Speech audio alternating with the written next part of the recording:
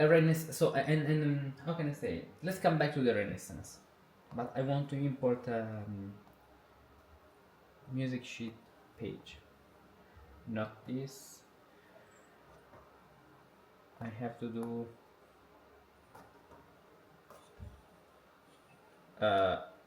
here import. Okay.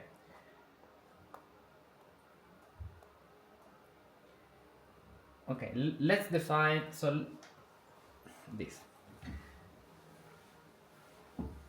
How to use perfect consonances. This is the point.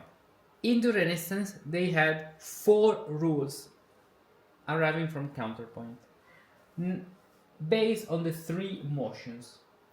You know that we have 3 motions of the part. The first one is direct motion. No, direct. 2 is contrary, and 3 is oblique motion. The parallel motion is a subcategory of direct. So, direct means that both voices move in the same direction. For example, ascending. Okay? Or both voices move descending. Mi, for example, this way. This is direct motion. Parallel is when you have a direct motion and at the same time you keep the same interval. For example, 6/6. So even 5/5 is parallel motion because they are parallel fifth, but it's parallel motion. Not allowed in counterpoint, but it's parallel motion. 6/6, ascending and descending. Okay. Then we have contrary motion, which is very clear when you have 2 voices moving in the opposite direction. Oblique motion, one voice stays and the other one moves the same as well in the opposite way. With the melody, with the long note in the top. Okay. Now we have these 3 main motions. The point is how consonances work in Renaissance counterpoint. They work this way. They had 4 rules you can mainly find in all the Renaissance treatises about counterpoint. 1. You can have only 2 types of consonances, perfect and imperfect, right? Yeah. So, from perfect consonants to perfect, only contrary and oblique motion. From perfect to imperfect, contrary, oblique, and direct. From imperfect to perfect, only contrary and oblique motion. From imperfect to imperfect, contrary, oblique, and direct. We can create as a more simple rule saying that starting with any consonants, when we move towards a perfect consonance, only contrary motion and oblique motion we can use. When you move toward an imperfect consonance, only contrary, oblique, so all the motions, contrary, oblique, and direct. So we can create another very short rule which says that we cannot use direct motion to move towards a perfect consonance. This is a rule valid for 2-part Renaissance counterpoint. Now, why is this so important? Because the rule about parallel fifths is that you cannot do 2 perfect fifths. You can do this. And you cannot do even this. They used to do something like this in the Renaissance, but they did something, so the movement of the voices is very different. An octave down and then ascending. So you can see that we have parallel fifth if you play it on the keyboard, but they are not parallel fifth. Why? Because the 2 voices are not creating parallel fifth by themselves. It's the final result. But one melody moves down an octave, the other one moves up a tonus. Okay, this. Then, point number 2. So the fact is that we cannot do two parallel fifths arriving from the ancient rules because we are moving from a perfect to perfect. Perfecta to perfecta, only contrary and oblique motion. In fact, we can do contrary fifth. This is totally okay. It's contrary motion. Even this is contrary motion. Remember, when you move toward a perfect consonance, only contrary and oblique motion. That's why the other kind of parallel fifths that we can have are, so for example, from the perfect fifth to the diminished fifth is allowed. So in the Renaissance counterpoint, we do not have the diminished fifth to be a consonant, but we can have a situation in a 3-part writing where we can have this.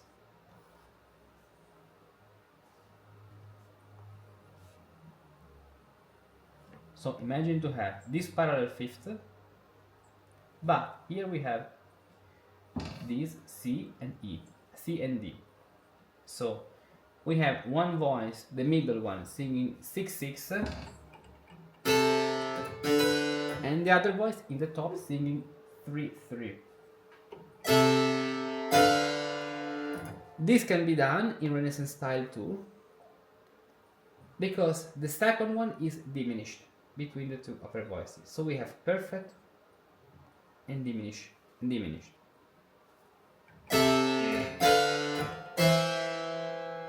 But if we continue, we have a problem. This cannot be done according to the rule of strict counterpoint. Why? Because we are moving toward a perfect consonance. But we have another problem, that they are parallel fifths, 5 and 5. That's why two parallel fifths are generally allowed, even in Baroque style, but only when the second one is diminished. The point is that is something arriving from the previous centuries, where you cannot move direct a perfect fifth, so a perfect consonant, only contrary and oblique motion. If you have to move towards a diminished fifth, it's okay. In Renaissance style, you need one more voice. Actually, you can do this only from 3 parts, so only with 3 voices, or 4 or 5, but you need at least 3 voices. In Baroque style, in general, you have to follow this rule: perfect to diminished, diminished to perfect, no. But I know that there are a lot of exceptions about this. The point is understanding the meaning of these exceptions. It's a poetic license, okay?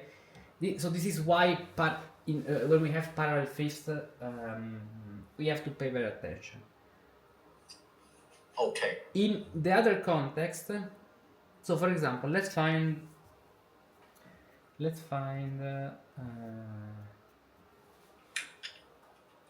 an example.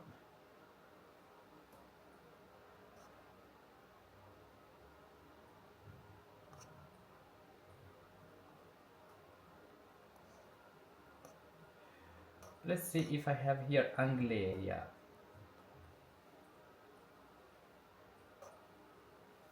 Angleria.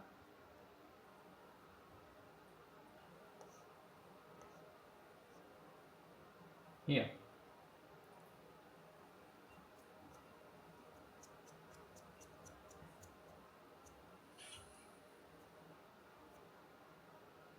No.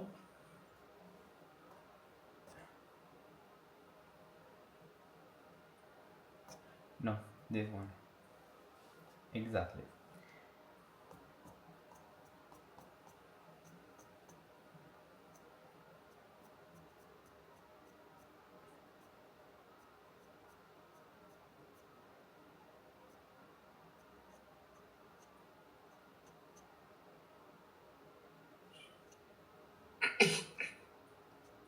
Where is the point? Ligature? No.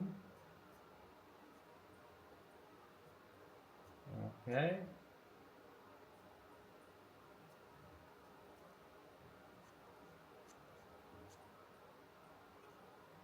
Okay, it should be here.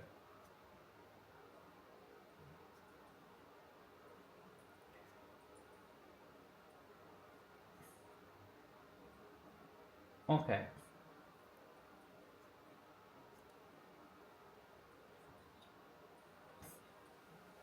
Della quinta falsa. Do you know what is the quinta falsa? It's a diminished fifth. We are in this book by Angleria, a book of the 1622, published in Milano by Rolla. Okay, so how to use the diminished fifth? La risoluzione della quinta falsa, ovvero imperfetta, si farà in questo modo. Do you understand?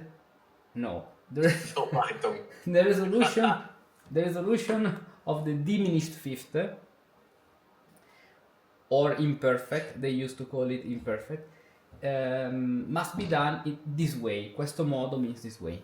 Prima si gli darà la sesta minore, seguitando essa quinta imperfetta. So, first of all, you have to put a minor sixth, and then follow with the diminished fifth. And then, e dopo essa, so, and after the diminished fifth, the major third, terza maggiore. So, minor sixth, per imperfect fifth, so the diminished fifth, and major third. Variansi le risoluzioni alle volte per degni rispetti, come si vedrà negli soprascritti esempi. Variancy means that there are different resolution. Variancy can vary, a different resolution depending on the context, on the piece you're writing. Ok. Poi, toccata una corda, quella che segue ha da essere armoniosa, cioè che non abbia la relazione della quinta, quarta e ottava falsa, e non solo nelle composizioni, bisogna guardarsi da questa relazione una parte con l'altra, ma ancora successivamente con una parte sola. Verbi grazia, che dice fa, la, sol, fa, mi di grado e simil perché è troppo duro. So which means after touching one chord, so after playing one chord, that means note, string, position on the monochord, what follows must be harmonious, so not dissonance, which means that it doesn't have to have the relationship of a fifth, fourth, or ottava falsa, diminished octave. And not only in the composition, so in the compositions, it is important to guardarsi, so to pay very attention to these relationships. Guardarsi means pay attention, but to avoid them, to do not do them, with one part and the other voice. But in addition, and even more, in succession, then, so successivamente, depends on the context. Let's see. Con una parte sola che dice fa, la, sol, fa, mi. So you do not have only to pay attention to this relationship with two voices, but also with one single voice which says fa, la, sol, fa, mi, because you know that fa, la, sol, fa, mi is a diminished fifth if you use the fa super la.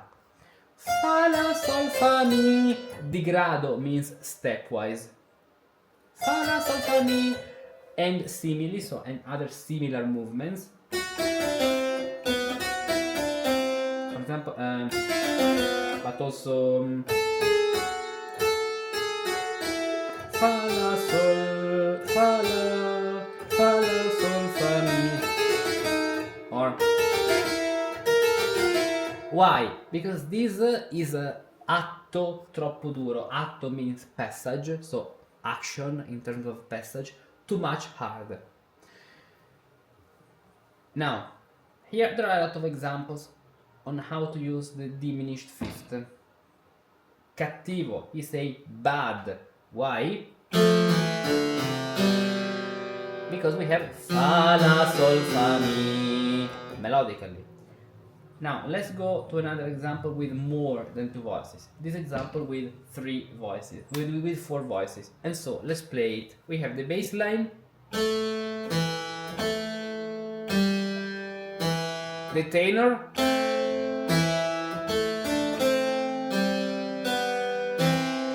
now let's add the alto. I'm reading here this example at the right time.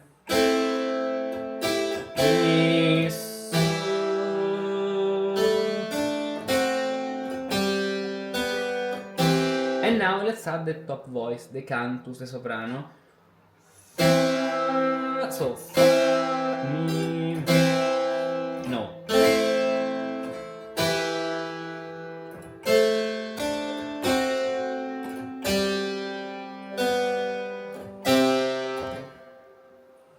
Falsa.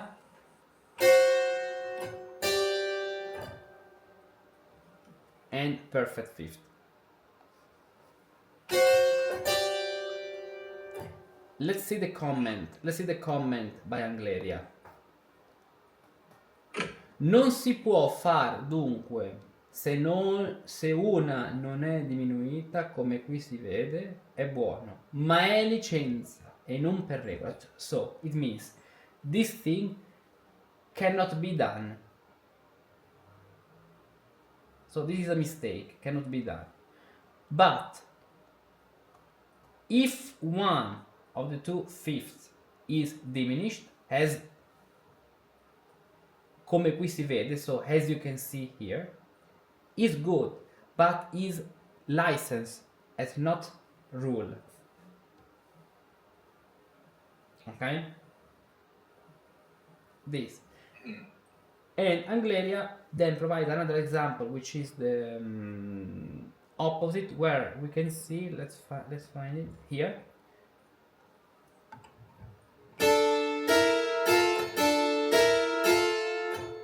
Where even in this point we have 2/5, where the second one is diminished. He says that 2/5, so this is the name of the example, 2/5, the first is buona, so consonant, so perfect, and the second one is falsa, so diminished. Il primo esempio è duro perché il moto delle 2/5 è con il basso mal buono. So the first example is hard because it's with the bass very hard.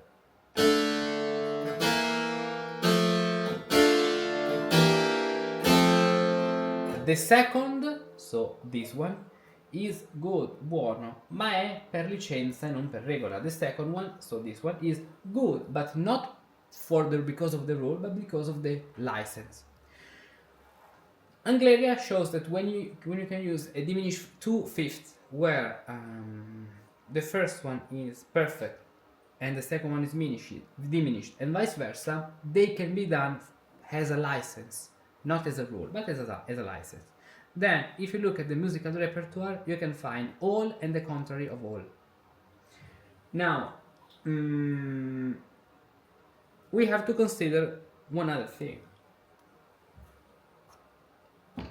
In your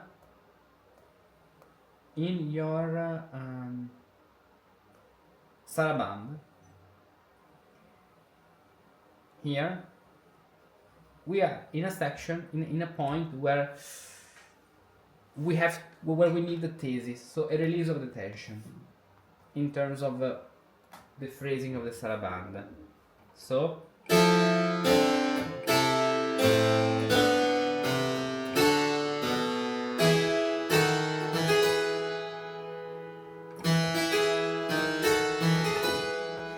these parallel fifths are very borderline.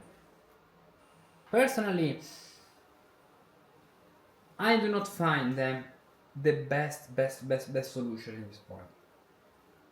I can understand if you want to do them as a license more than a rule, but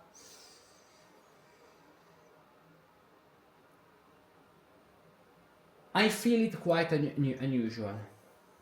For example, a best solution can be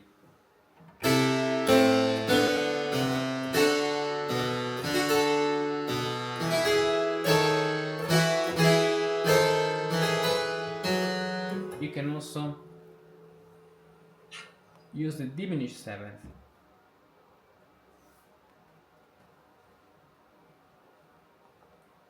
Okay, so it's a very borderline situation. Keep it if you like it, because it can have a Look at all these books! They are beautiful, each one more than the other, and they contain a lot of information.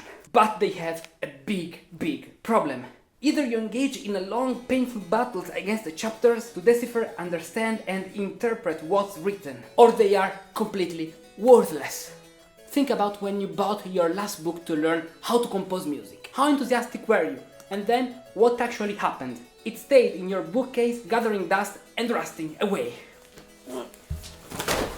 What you need, therefore, is not 1, 5, or 10 more books. What you need is an experienced guide who takes care to evaluate your current situation, is well aware of what your desired destination is, precisely because you tell him, so he can design the best path for your journey, points out the right exercises, shows you which mistakes to correct and how to correct them, and provides you with concrete tools to improve and get better step by step. In recent years, since I have been here on the web, I have had the pleasure of guiding by hand many people like you to learn how to compose music, to grasp the musical techniques, discover the secrets of musical composition, and then achieve concrete results. Because in the end, that's what matters, that everything you learn becomes a seed that grows your skills, and little by little you become able to compose music. And so you are happy, and happy are the people with whom you share this passion, music. For this reason, in order to help you to achieve these destinations, I've prepared 2 paths, with some things in common, but different. One to become a Renaissance Musicus Practicus, and another one to become a Baroque Musicus Practicus. Are you curious to discover all the beautiful things you can learn with me? Click on this link and download the special informational brochure, which contains all the information you need to make the best choice for you.